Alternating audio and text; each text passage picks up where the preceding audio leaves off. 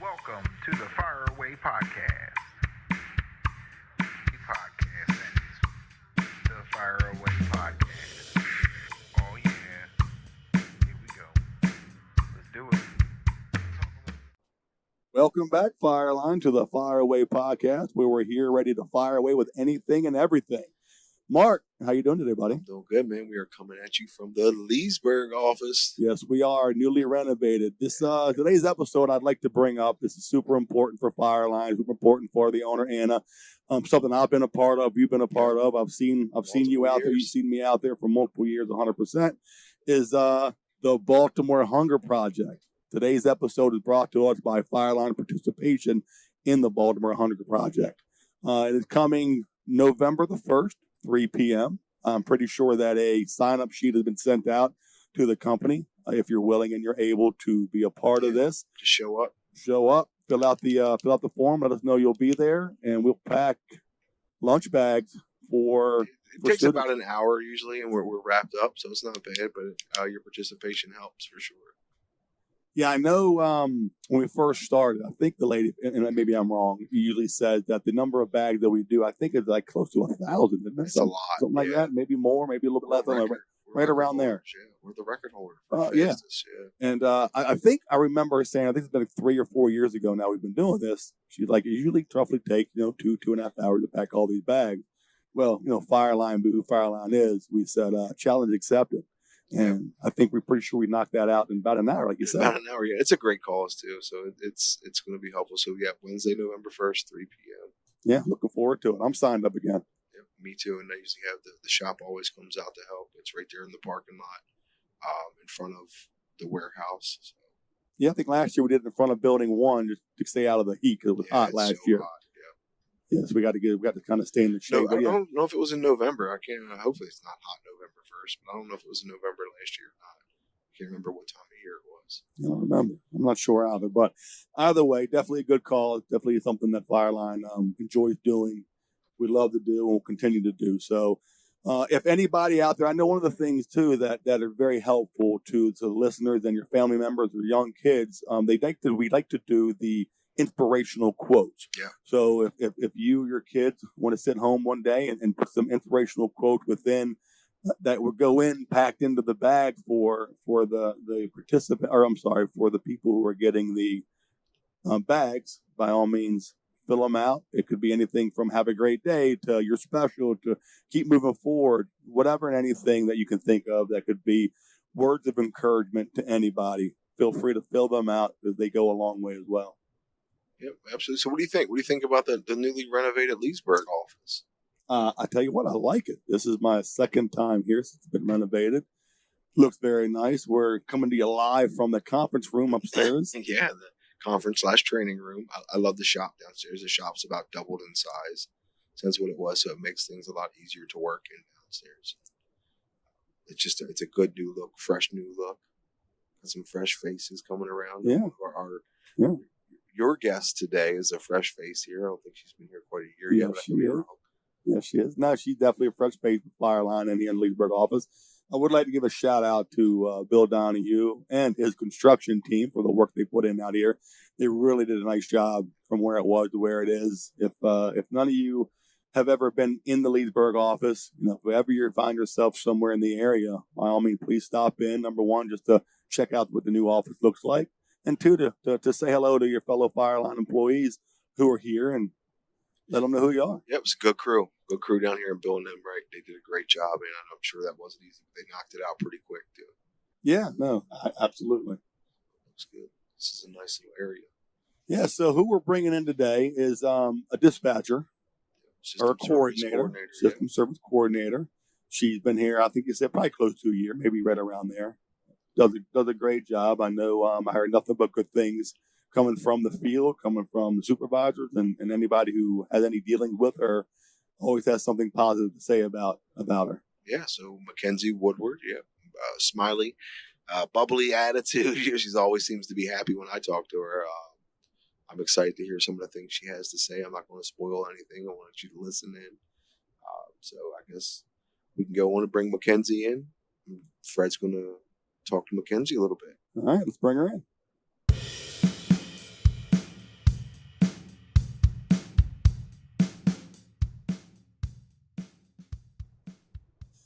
Welcome, Makenzie Woodward, to the Fire Away podcast, where we're always ready to fire away with everything and anything. How are you today?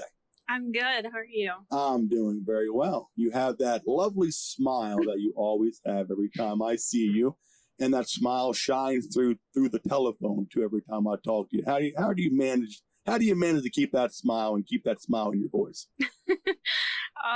I guess more or less I'm just a happy person in general, but I try to portray that to anyone I'm talking to. It makes a huge difference. Well, I'm telling you what, it definitely comes through every time I talk to you. Every time I talk to people who have talked to you or know you, always have positive things to say about how friendly you are, how nice you are, how upbeat you always are. So I think it shines through to everybody. So keep that up. Don't lose that.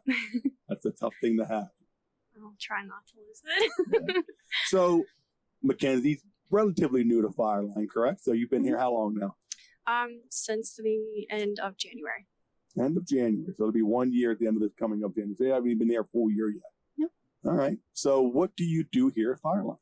So I am a system service scheduling coordinator. So more or less I have quite a few different things that I do.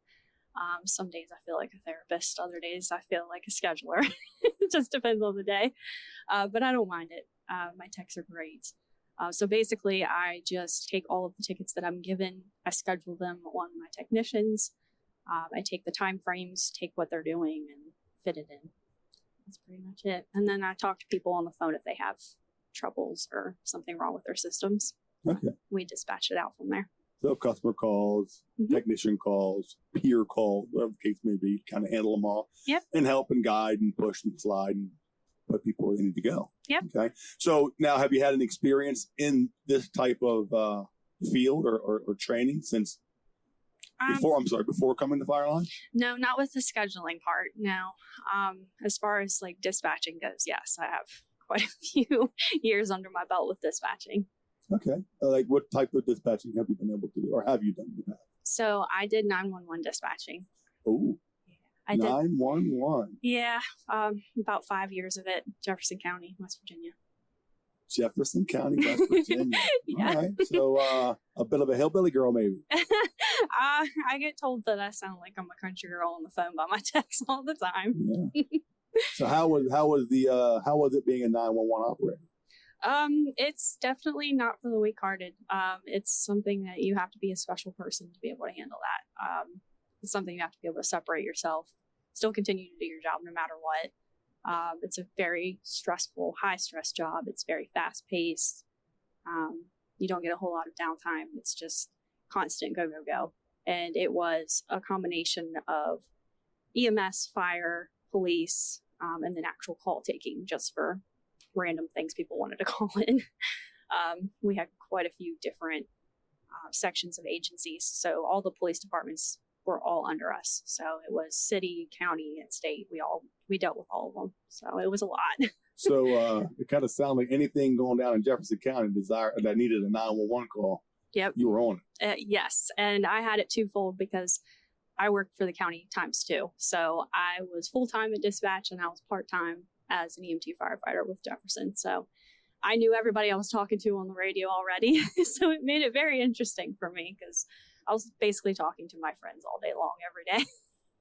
Did you like it? Did you enjoy it? I did. I still to this day say that I loved that job more than anything. But it is very taxing. It's very hard on you mentally. I only had probably about 2 calls that stuck with me really. The average, I don't know if anyone knows this really, but the average that a dispatcher lasts in 911 is 5 years. So I just made that average. Okay. But mental health is not something that's really talked about when it comes to dispatchers because they're like, "Whoa, well, you're not there. You know, you're just talking to them. You just hear things." And in my opinion, I did both. So I saw and I heard. And to me, hearing things was a lot harder than it was seeing it. It's one of those jobs where you have to decide whether you can handle it or not. And some people can't. So like I talked about when we first came on, like how I can hear and everybody can hear the enthusiasm and the person you are through your voice, right? The happiness. I'm sure at the 911 dispatcher, like you said, as far as listening to it, you can hear on the other side the pain, the sorrow, and what's going on with that person as you're talking them through a crisis, talking them through a situation as a 911 dispatch operator. Can you kind of walk us through like what how a call could go or should go or would go? So depending upon if it's a 911 call or if it's just a non-emergency call, Jefferson specifically has two sounds whenever it rings. So there's a ring that's just like a normal phone ring, which is the non-emergency line, or it has like a really high pitch to it, which is a 911 call. So that's how the dispatchers determine whether it's 911 or not. And when they answer, they have various things that they could say. Most of the time it's Jefferson County 911. Or they say like, what's your emergency after that? Anything like that. And then the biggest thing is to figure out where they're at. So there's multiple avenues that you can take to figure that out. There's a lot of technology these days, and pinging isn't always an option, unfortunately. So it depends on, where they're at. Are they on a cell phone? Are they on a landline? There's so much that goes into it, but getting an address is probably the biggest thing that you need to figure out in the beginning. If you can even hear through the screaming or the yelling. But now you hear like on TV and some stuff you like see online or listen to on YouTube and things like that, where the 911 dispatcher is always trying to keep them on the phone. Is that real? Do you do your best to try to keep the person calling on the phone? So it depends on the situation. If there is anything going on domestic, like anything physical, anything that has to do with like a weapon, we are obligated to stay on the phone no matter what. Now, if they hang up, that's different. Sure. Obviously, we can't do anything about that. We'll just call them back. But due to policies that they have there, you can't hang up whenever there's certain situations. Now, if it's something where it's just a non-emergency and they're like, we're fine, we'll call you back if we have anything, sometimes you are allowed to hang up. It just depends, truly. Okay. So what transpired in your life to drive you towards that particular profession? So when I turned 18 and I graduated high school, I started having a lot of medical issues, and I got in my, knock on wood, first and only accident in the vehicle that I just bought. And I got T-boned on my side, and that was the first time I'd ever been in a car accident. And the EMS crew that actually came and got me and took me to the hospital, those were the people that actually changed the way that I looked at things. I was like, wow, I want to do this one day. In the midst of me having a concussion, that was fantastic. But regardless, seeing somebody, be selfless like that was the first time I'd seen that. I was very sheltered growing up, so I didn't really look around that stuff. No one in my family is a first responder. I had military, but I didn't have, any first responders. But that was the first time I really got kind of interested into what they were doing. And very cool. It pushed me to do it. Yeah, sometimes a good knock on the head kind of sets you straight and puts you on the path that you want to go. Yeah. Well, very good. So, and no regrets doing what you did? I have no regrets. It made me a stronger person. It made me come out of my shell. It made me see that I can do hard things. And I had my darkest days that I went through that I mentioned. So it helped me help other people go through theirs, essentially. Well, good. So you felt like a sense of helpfulness and accomplishment by doing the job that you were doing. Yeah. I always said if I had everybody go home safe at the end of the day, that it was a good shift. So. Very good. Very good. Now, you say Jefferson County, West Virginia. Mm-hmm. So exactly where is that in West Virginia? So a lot of people might know Harper's Ferry. That's a very popular part of Jefferson County. Love that place. Very nice place. So actually you can get to quite a few different places from Jefferson County. It's kind of like a center point almost, but it's basically, I'm trying to think of the easiest way to explain it. Going off of Harper's Ferry, you have Charlestown and Ranson. And then, of course, you can go into the other side, which is Bakerton. It's big compared to certain counties, but I guess some people would say it's small. For West Virginia's sake, mm-hmm. Jefferson County is a pretty decent sized county. Mm-hmm. Okay. So it's like right beside of Berkeley. So it's eastern. Okay. It's yeah. Did you grow up there your whole life? No. So I actually didn't grow up there. I grew up in Berkeley, which is right up against it. Okay. But you're a West Virginia girl. Yes. From day one. Day one. Yep. So what's it like being a West Virginia girl? How did you like growing up in West Virginia? Well, the stereotypes are, the hillbillies and the hills and the mountains and all that good stuff. But is that accurate? Is there some accuracy to that? Yeah, there is. I guess you could say that it kind of poured into my hobbies. So if anybody knows me, they know that every weekend during truck pool season, I will be at it. Okay. Tractor pull, truck pulls. Yes. Not the POOL, but the PULL. Yes. Understood. That is one of my things. One of my best friends, he has a truck that he takes to all of them, and they're in kind of like a club where they have points. So each pool, it's pretty cool. It's like a competition between all of them. But that's what I do. So around our way, we have pool league, which is POOL, which is shooting pool. You guys are actually pulling the stuff around the farm. Yep, that's very cool. It's a big deal around there. So what were some other things that you did growing up? So I was big into photography going into high school. I was the editor of my yearbook 2 years in a row. Very I nice. was super proud of that. But then I started getting into photography as I got a little bit older, and I started doing it. It wasn't professionally, but I tried my best. I did one of my weddings for my friend that I worked with. And then I did another one right after that for one of my cousins. So. Yeah, very cool. So did you participate in the August Fireline photo contest by chance? I have not yet. I have a really good one though, and I still need to send it in. Yeah. It might be too late, but. Well, shoot it in. You never know. Okay. And we may have another one. I think some good photos came through with that. Yeah, I heard there's a lot of really good ones. Yeah, no, for sure. So as far as being a 911 dispatcher growing up in Jefferson County, West Virginia, you have now made your way to Fireline. What brought you to Fireline? How did you find Fireline? So when I made the decision to leave 911 dispatch, I did it purely, mostly for my mental health. I needed something that was a little bit slower, a little bit less stress. And I knew I wanted to stay in something with, the fire world, because that's a huge part of me. And I knew with my knowledge that I had, taking all the classes, my certifications, I thought that it would be a perfect fit. Which it ended up being that I haven't really even used it a whole lot. I've learned a lot though, being here, and a lot of new stuff. I think the dispatching side has really helped me though. Other than that, it seemed really cool. Just everything that I got from the very beginning, which not a lot of people know this, but my very first intro interview, that was like a Teams. It was supposed to be with Shannon, but something happened that day. I don't know what, but I guess just she got busy. So Anna stepped in for one. Okay. And I didn't know who it was at the time, but she was the one that did the very first interview with me. And I was so nervous. I had no idea who she was. She didn't tell me. And then my very first day I came to the office and met her, she actually remembered me.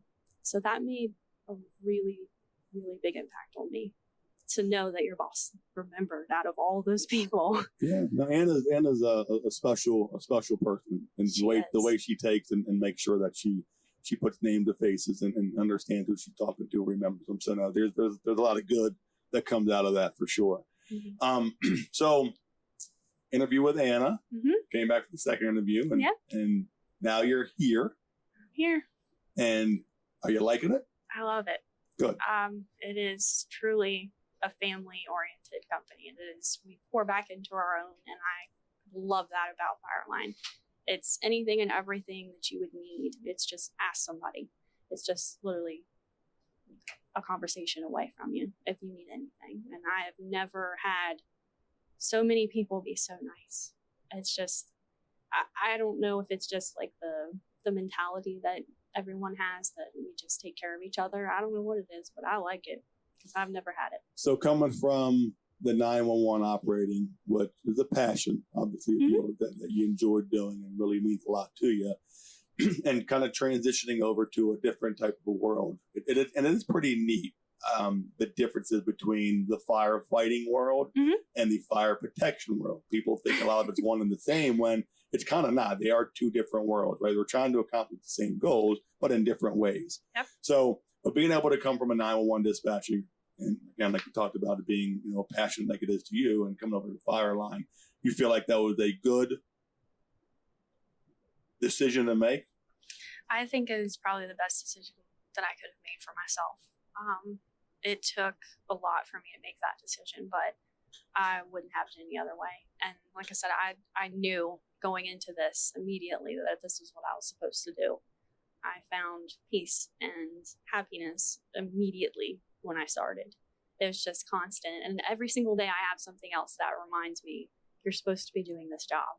And my texts remind me daily. I feel blessed with that because they are a handful, but they take care of me, and I try to do the same for them. So I love it here. That's good. That's the two-way street, right? So doing your best to navigate their day that makes sense for them to get home to their families in a decent time, right? But in the same sense, you have your own job to do in handling customer calls and getting these services taken care of, the inspection, the services, the repairs, all that good stuff. So it's a balance, right? So it's a give and take on both sides. They reach out to you for support, some help, and some guidance. It's the same thing you do for them. So it seems to be going pretty good now. Oh, I would say so. I've tried to do my very best to make them feel heard, to make them understand that they are important, that we wouldn't be Fireline without them. So I do my best to take care of the guys and girls. Yes. But I feel like since I came here, I've had quite a few of them say you're going in the right direction. So it makes me feel good. Good. Now, how do you like working on the Leesburg office? I like it here. I really do. It's a lot different from Baltimore, but it's still Fireline. So when I come to work, it just feels like an extension, just what it is.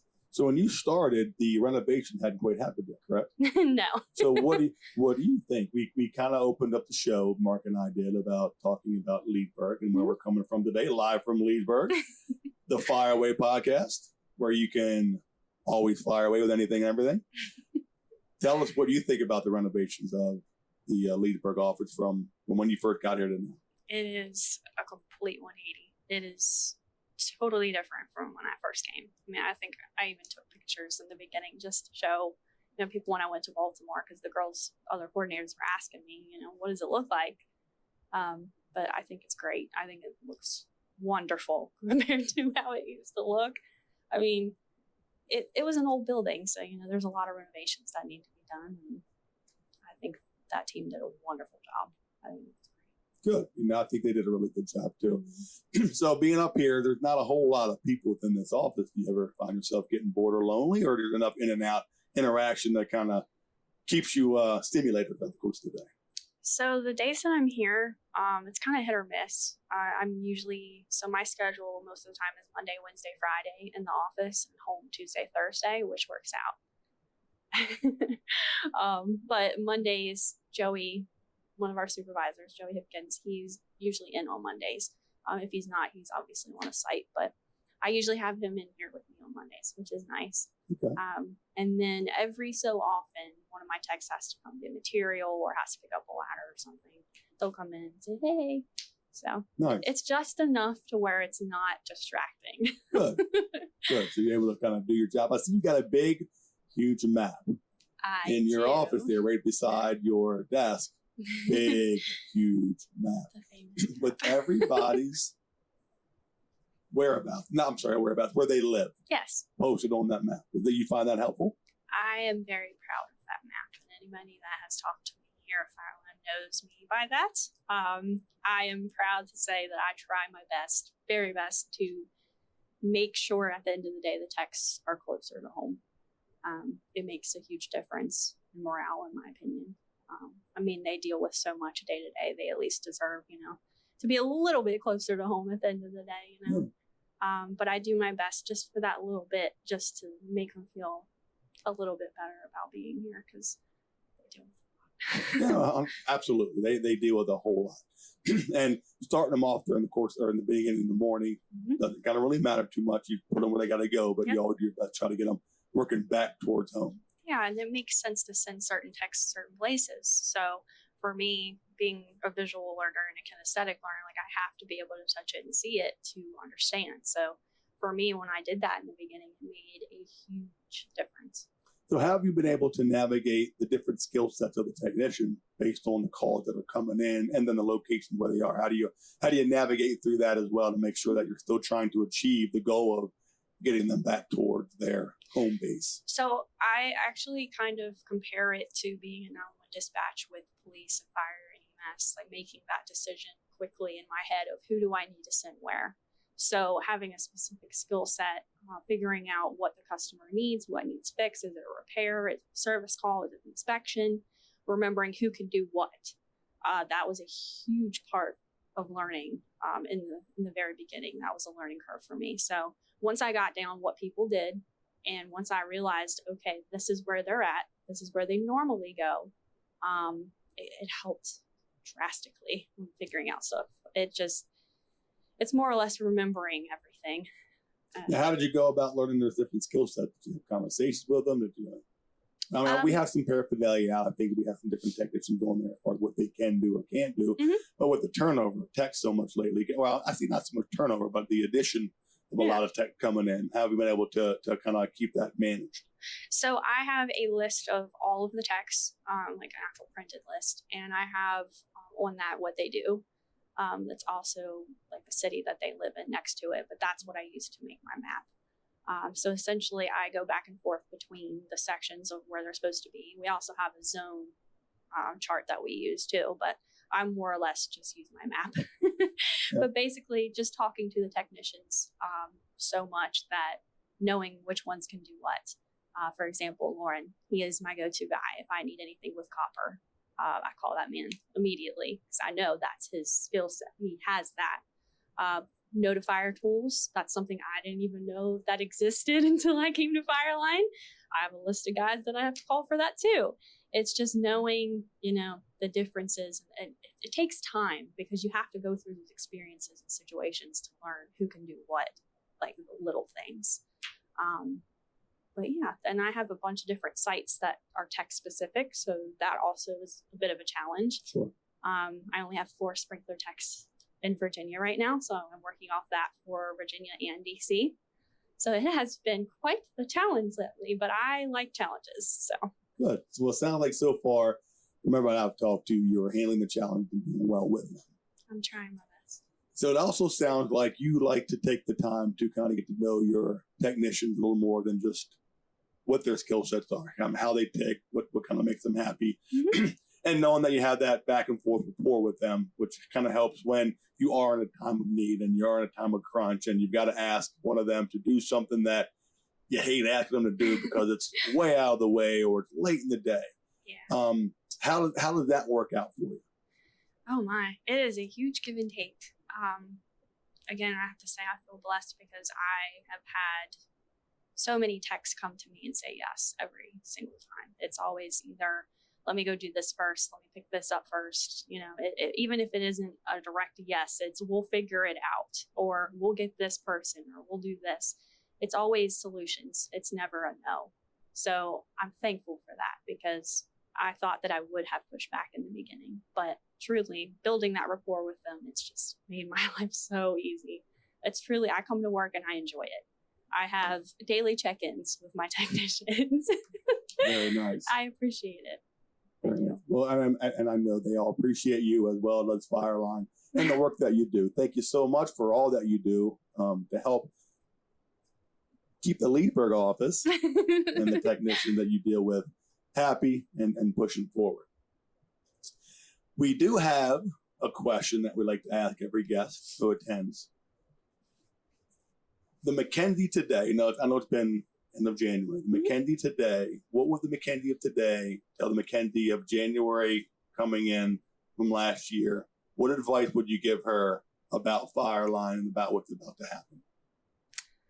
Girl, put your seatbelt on because you're in for a ride. I mean, I would say just take it day by day and just relax. It'll all work out. You have great technicians. You have great bosses. You have people that are there for you. You have resources. There's no need to, worry because I am a warrior. So I would just tell myself, relax and have fun because it is fun. It's just, I got to let myself. Well, that's awesome. I think that's great advice. Thank you very much, Makenzie, for being a part of the Fireway podcast. You're welcome. And we look forward to continuing to see you around the office and keep up the great work. Thank you. Thank you.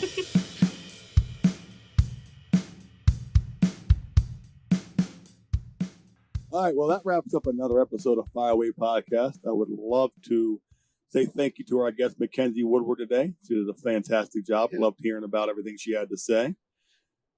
Please remember, this episode is brought to you by the Baltimore Hunger Project, November 1st, 3 p.m., Fireline Campus. Be there or be square. Yeah. And again, I'd like to thank Makenzie as well. That was a great one. Please make sure you can check us out on Instagram at fire_away. We're on Apple Podcast under Fire Away, but you should know that now because you're listening to us. And thanks, everybody. We'll talk to you next week.